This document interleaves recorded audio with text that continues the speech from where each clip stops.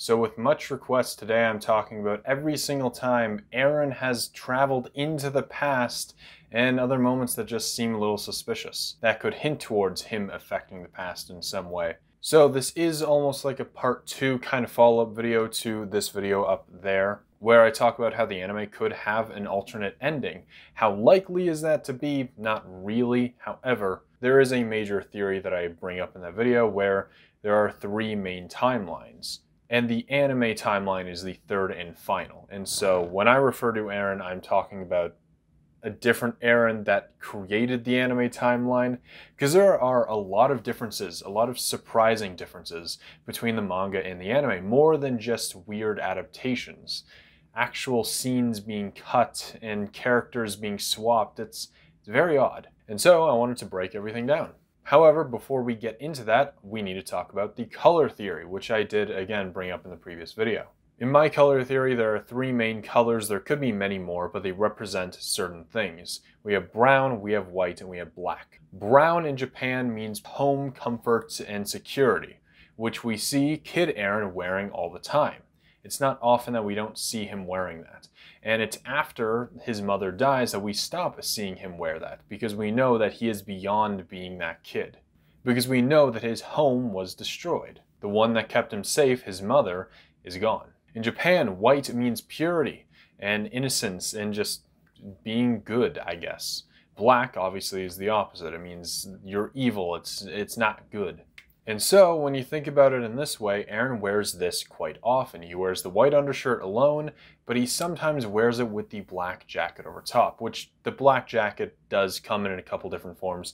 There's this one with the hood and one where he doesn't have a hood. But I'm just going to clump the 2 clothing together because they're basically the same thing. And so what does this outfit mean, the black with the white? Well, as per the Attack on Titan Season 4 Part 1 opening, so some of the lyrics are angels playing disguised with devil faces. And so that is what this is. So the white underneath represents the angel within, the one who knows that he's trying to do good, but has to act like the devil with the black jacket on top, meaning death and evil. So essentially it's a sheep in wolf's clothing. And we see end of the series Eren wearing that almost all the time. There's a point where he starts wearing it and just after that. However, we do see him wear it every now and then before that. And because we know that Eren goes back in the past, I believe that this symbolizes that whenever he is wearing that jacket in the past, it's adult Eren modifying and affecting it in some way, influencing him or other people's memories. And so because Eren, when he's made his resolve, that's when he decides, I will end the world. Again, I talk more about when he makes that final decision in the other video, but it's after that moment that he finally decides that he is going to play the devil. He's the angel with the devil horns. And so it's any time that he wears it before, that is when he is going into the past and modifying things. And so in my multiple timeline theory, this is Eren going into the past, creating the next timeline. Anytime we see that, it's an Eren going back, modifying things. However, for those who don't care about the theory or just haven't seen the video, to make it simple, it's Eren going back into the past. It really doesn't matter. However, sometimes I will bring up an alternate timeline. So anyway, without further ado, let's go throughout the chapters. You can see here there is a long list of chapters of every time Eren wears either the brown jacket or the black jacket. I'm going to be skipping any time he wears the brown jacket, which is when he's a kid, because I don't really need to talk about those. Because like I said, that only when he's wearing the black jacket is when he's going back in the past. And like I said, these moments, they are very suspicious. Some of them are just off and weird and don't make sense. So we start off with chapter 3 when Eren, Mikasa, and Armin are talking with Hans, which, bless his soul. When suddenly he asks Eren, do you remember anything? And then suddenly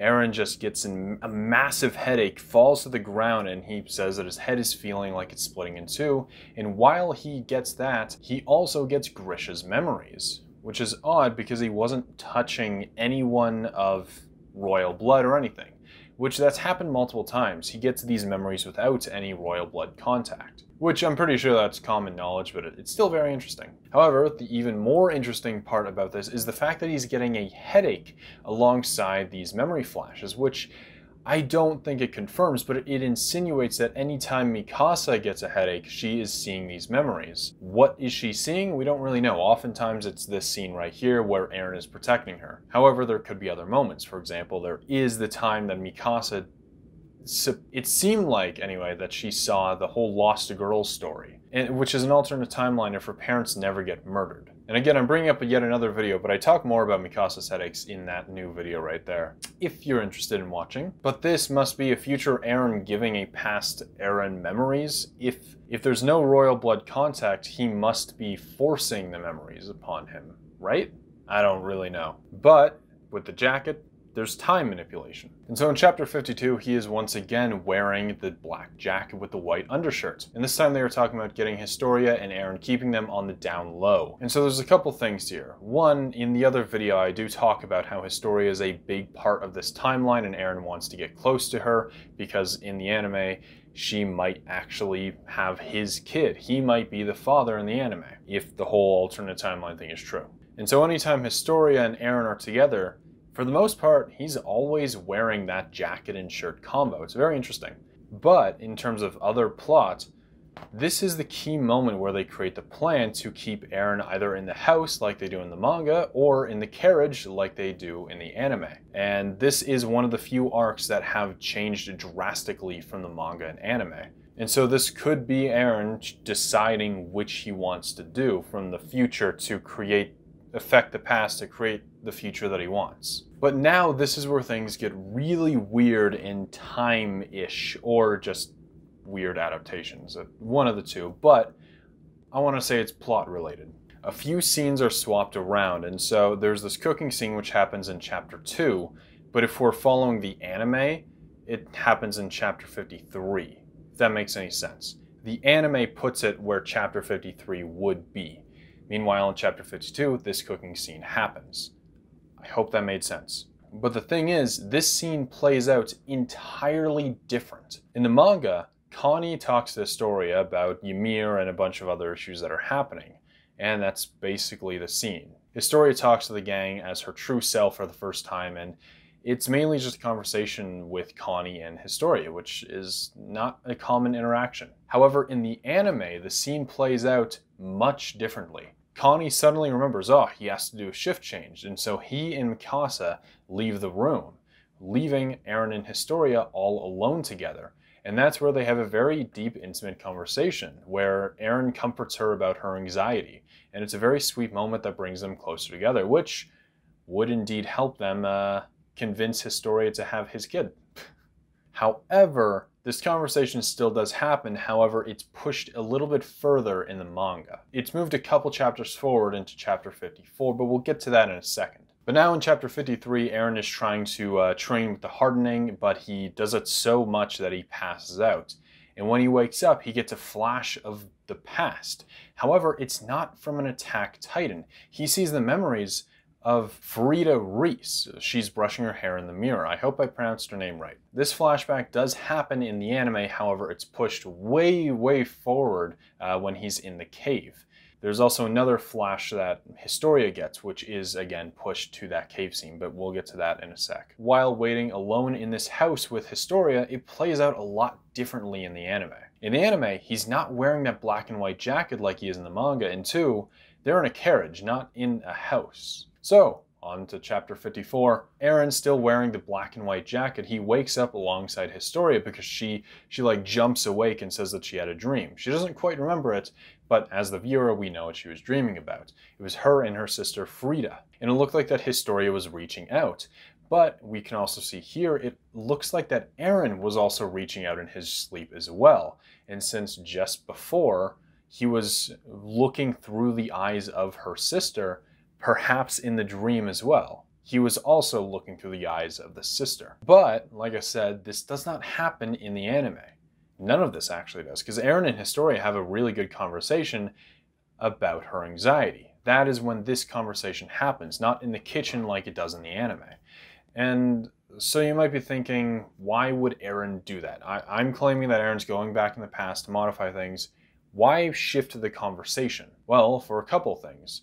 Like I said, In the anime, he is not wearing the jacket when he's talking with Historia. In the anime versions of the scene, anyway. He's not wearing the jacket, meaning that he's not affecting that part of the timeline. Meaning what he's done already is what he needed to do there. And so having the deep, intimate conversation with Historia earlier on, so then the timeline can completely shift and change for the future, would make a lot of sense, right? Again, I'm trying to say that Eren wants to get closer to Historia. And so one, not only doing that sooner to make their bond stronger faster, he's also allowing that so he can make changes to the timeline by not affecting the timeline. By making it so the plan is that they go in a carriage rather than stay in a house, and then they get kidnapped, I believe much sooner than they would otherwise, is all a butterfly effect into changing the future. If not physically at the moment, then mentally for the characters to change their actions. That's what a lot of Eren's changes are most likely going to be. It's just little mental changes that affect the long-term future. And at the end of the chapter, Eren is wearing the black and white jacket in the dungeon or wherever they are. But now chapter 55, one of the most interesting chapters in my opinion related to this whole time travel theory. And it all surrounds Armin. Armin in the scene, in the manga, he comes up with an idea where he essentially describes the rumbling, just on a much smaller scale. He says that they should create a villain big enough for everyone to unite together so then they can have a focused enemy instead of the scouts. So then the scouts would swoop in, finish them off, be the heroes, so then everybody is on their side. So they're looked at as these great defenders of the land by taking down the threat that they created. And that's literally Eren's plan. And that's very out of character for Armin, and Mikasa even notes that. She's like, that's not how I raised this kid. Eren, what did you do to him? And yeah, that's entirely right. That is really out of character for Armin. That's not something that he would do. He wants peace, he doesn't want war. He said that there'd be casualties, but that's worth the outcome. And that's not really something that Armin would ever say. Only when he's pushed on the line, but he really wasn't there. That seems very out of character for him, and it seems more like Eren than anything. Because Eren in the scene is like, oh, that's my Armin, coming up with those little evil plans. That's not a plan that Armin would come up with. That's a plan that Eren would come up with. However, I said before, this is what happens in the manga. In the anime, Eren and Historia are already kidnapped. They are not in the scene, and thus Eren isn't affecting the past. And Armin, funny enough, says something entirely different. Or rather, he doesn't say much at all. He literally just cuts that dialogue out. He might say it elsewhere, but I don't really see any other place where he could say that. Because like I said, a few of these dialogues are shifted around, but I don't believe this one comes up ever in the anime. This isn't only a manga thing that Armin says. And like I said, funny enough, Eren isn't around to affect the past at this moment. But now you have to ask, why? Well, I've mentioned in the previous video that Eren is more gun-ho about attacking Titans and killing them, which makes sense considering, in my theory, he thinks that he hasn't done enough, and so he creates this third timeline, so then he creates himself even more ruthless and wants to kill Titans. That is very similar to what the anime version of him is like. Mikasa is more obsessed with Eren than ever before in the anime, and that's because at the very end of the series, she is obsessed over his death and is just grieving her life away and not moving on. And Armin, in the previous video, I said, he's just a little bit more of a peaceful guy, a little bit more of a little baby bitch. But I couldn't really explain why. However, Eren manipulating him to not have these thoughts so then he is more about peace and talking things through makes a lot more sense. Eren this time isn't filling Armin's head with these weird war-like thoughts. And I should mention, a lot of this isn't affecting other characters' past. Yes, he's able to view and modify his past, but the Founding Titan is able to alter people's memories, and so if Eren is in the past, he's able to affect the past on almost a physical level. He should be able to affect other people's memories, and thus that's how I'm saying he's able to give people these ideas and thoughts. But yeah, in this timeline, Eren wants Armin to be more not more gun-ho like he is kind of in the manga. He's not really, but he's more peaceful and talkative in the anime. So now after this, it's been quite a while since Eren wears the jacket. We're jumping to chapter 70 now, where he's on the ranch talking to Historia, furthering their bond, and kind of implanting the idea of destroying the world in her head a little bit, which would definitely aid him in the end. Now we go to chapter 72. This is once again where Eren, Mikasa, and Armin are just chilling and talking. And they're talking about the past and the future, and they're just talking about how things will change and how they want to fix them, how they want to beat Rainer and the others. And what's interesting is Armin talks about how he wants to see the desert, lava, ice, a beach, and those are all the 4 things that Eren shows him at the very end of the series. That's a very odd conversation to remember as well, just them talking about whatever. So for Eren to remember all 4 of those things in extreme detail is pretty unlikely, and so it makes sense that he goes back in the past to that conversation for whatever reason. Maybe it's happenstance, and that's why he shows him all those 4 things at the end of the series, right in the final chapter. Which I do have to say, that's just a really cool callback. But after Armin says that he wants to see all those things, Eren's like, yeah, I know, and he looks down and almost like he's sad in a way. And that's weird. Yes, Eren understands that things probably won't be as peaceful on the outside as like romanticized as Armin is making it out to be, but that's an odd response.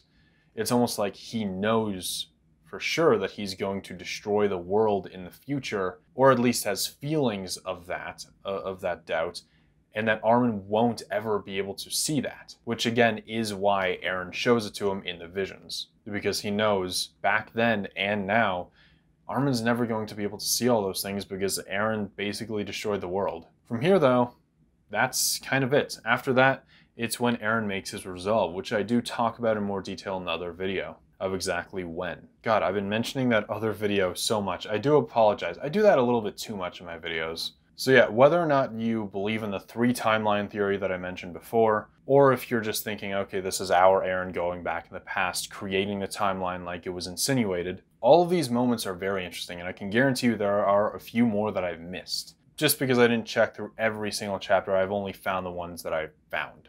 So there could be many more moments where Eren is wearing the jacket, but every single one of them is just related to time or is suspicious in some way. It almost feels like Eren knows a little bit more, or scenes have completely changed from the anime and manga. Which again, yes, that could just be due to adaptation issues or whatever. But any series related to time travel where there are differences in the adaptation and the original source, you kind of have to look at it with a different view. Just because it's an adaptation and it doesn't have to be accurate doesn't mean that it's not still faithful to what the story that's being told is. Isayama clearly has had a lot of foreshadowing ever since the first chapter, and that's something that I should mention as well. I mentioned it again at the very end of the previous video, but there is no see you later Eren in the anime. Mikasa doesn't have a red scarf either in the manga she doesn't, but in the anime she does, which is just an odd design choice. But the see you later doesn't happen, which means that Eren never has to show her that scene, which therefore never happened at all, and so something else must happen there. And remember, Attack on Titan started airing back in the early 2013, and by that time we were on chapter 44 of the manga. That's about 1/3. That is almost exactly 1/3 the way through the series. At that point, Isayama most likely had things figured out, and I mean, let's be honest, he probably had a general idea of what was happening throughout the story since the first chapter. But we are 1/3 the way through the story. I think that he has the foreshadowing already set up. That's when the anime started. I think that almost everything done in the anime has to be deliberate, especially the see you later Eren. At that point, he absolutely had to have thought that was an important scene, right? So it's very interesting that it's deliberately left out. So yeah, anyway, I hope you enjoyed the video. This was a bit of a mess. I was talking about 2 different things at the same time. If you were interested in the theory that I did in the previous video, then that's for you. But at the same time, if you didn't, then this video is also kind of for you. So the whole black and white jacket represents Eren going back in the past to manipulate things, and whether or not you believe in multiple timelines or not, I think it's still very interesting, and a lot of what happens in those scenes is very suspicious. So it's a cool idea if you believe in the multiple timeline theory that I made or not. But anyway, I hope you enjoyed the video. This has been a convoluted mess, and I do apologize, but if you enjoyed, please give it a like and subscribe for more anime content, and I will see you in the next video. Goodbye.